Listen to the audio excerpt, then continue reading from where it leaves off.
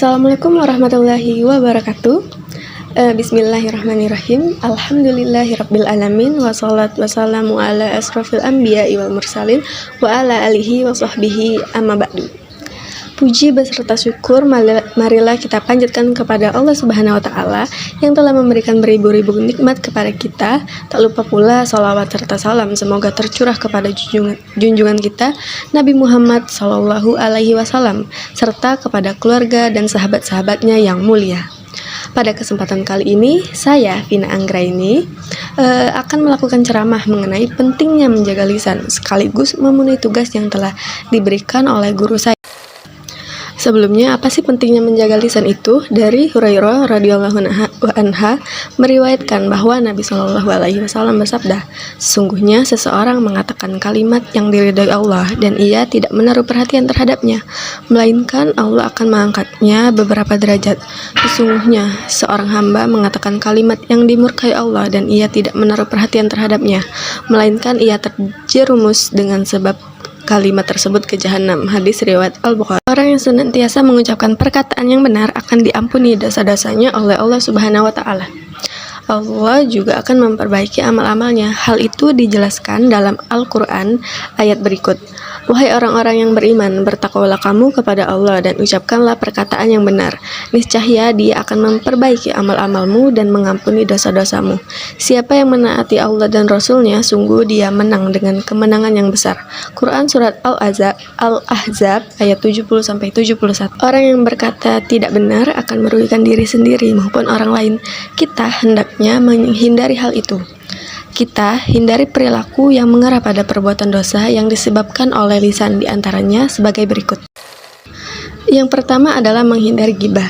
Ghibah adalah penyebutan sesuatu yang terdapat pada diri seseorang, sedangkan orang yang bersangkutan tidak suka jika hal itu disebutkan, baik berkaitan dengan jasmaninya, agamanya, kekayaannya, hatinya, akhlaknya, bentuk lahiriahnya, dan sebagainya. Caranya pun bermacam-macam, diantaranya dengan membeberkan aib serta menirukan tingkah laku atau gerak tertentu dari orang yang dipergunjingkan dengan maksud mengolok-olok. Ghibah dapat dilakukan dengan berbagai cara, misalnya dengan lisan, tulisan, ataupun gerak tubuh. Diriwayatkan dari Abu Hurairah, sesungguhnya Rasulullah Shallallahu alaihi wasallam bersabda, "Tahukah kalian apa itu ghibah?" Para sahabat menjawab, "Allah dan Rasul-Nya lebih mengetahui." Rasul pun menjawab, "Kamu menyebut saudaramu sesuatu yang tidak disukainya." Lalu para sahabat bertanya, "Bagaimana jika yang disebutkan itu benar?"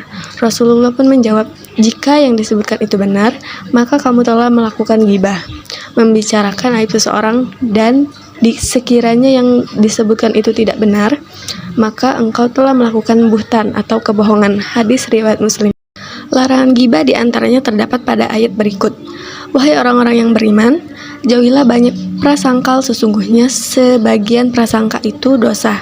Janganlah mencari-cari kesalahan orang lain, dan janganlah ada di antara kamu yang menggunjing sebagian yang lain. Apakah ada di antara kamu yang suka memakan daging atau bangkai saudaranya yang sudah mati? Tentunya kamu merasa jijik. Bertakwalah kepada Allah. Sesungguhnya Allah Maha Penerima Taubat lagi Maha Penyayang." Quran Surat Al-Hujurat ayat 12. Berikutnya ada namimah. Namimah adalah tindakan menyebarkan berita atau informasi untuk memprovokasi permusuhan atau konflik antara individu atau kelompok. Namimah juga dikenal dengan istilah adu domba. Namimah dapat diartikan sebagai berikut. Yang pertama, mengutip perkataan orang lain untuk mengadu domba, menyebarkan fitnah kepada orang lain, menyingkap sesuatu yang tidak disukai untuk disingkap, membuka rahasia, dan menyingkap tutup dari apa yang tidak disukai untuk dibuka. Namimah merupakan perilaku tercela yang dibenci Allah. Dalam Quran, kata namimah disebutkan satu kali dalam surat di Al-Quran. Dalam hadis, namimah disebut sebagai salah satu bentuk keburukan moral dan termasuk dosa besar. Dampak negatif namimah adalah sebagai berikut. Yang pertama, menghancurkan kebaikan. Yang kedua, menyia-nyiakan pahala amal soleh. Yang ketiga, menghilangkan cinta kasih. Dan yang terakhir, menjauhkan simpati. Yang terakhir adalah fitnah. Fitnah adalah tindakan menyebarkan informasi bohong atau tuduhan tanpa dasar kebenaran untuk menjelekkan orang lain. Fitnah dapat merusak nama baik, merugikan kehormatan, dan menimbulkan perpecahan.